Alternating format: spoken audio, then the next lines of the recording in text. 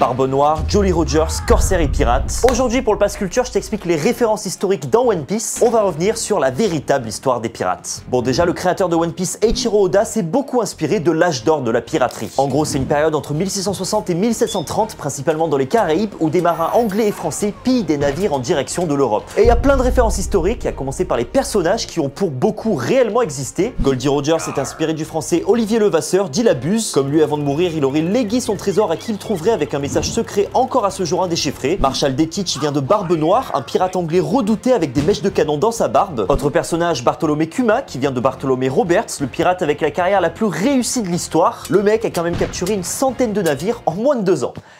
Il est fort. Et du côté des femmes, on peut citer Jewelry Bonnie, du nom d'Anne Bonny, l'une des pirates les plus célèbres de l'histoire, ainsi que Alvidad, du nom d'Alvidia, une pirate légendaire scandinave. Bon, pour le coup, il y en a une dizaine d'autres que je n'ai pas pu citer, et d'ailleurs, ils ont tous un pavillon, exactement comme dans la vraie vie. On les appelle les Jolly Rogers, il en existait un pour chaque équipage. Le but était de faire peur pour que les navires ennemis se rendent sans se battre, et la notion de mort était aussi beaucoup mise en avant pour signifier une vie courte, mais prospère. Dans le manga, on peut aussi retrouver les Shichibukai, des pirates qui ont passé un accord avec le gouvernement, exactement comme dans la vraie vie. Les corsaires étaient autorisés par une lettre de marque à attaquer les navires étrangers en temps de guerre, et on peut dire que c'était en gros des mercenaires des mers quoi. Enfin, on trouve des références au code du pirate dans l'œuvre. C'était en gros un code de conduite qui dictait la vie au sein de l'équipage. Les pirates votent les décisions, se partagent équitablement le butin et ne peuvent jouer au jeu d'argent par exemple. Bon là par contre je vais te décevoir, mais le trésor nommé One Piece paraît très peu réaliste. Les pirates préféraient en effet dépenser leur butin très vite pour ne pas se faire prendre car leur vie était très courte. Donc tu l'auras compris, les cartes au trésor qu'on voit de partout dans Hollywood n'ont aussi probablement jamais existé.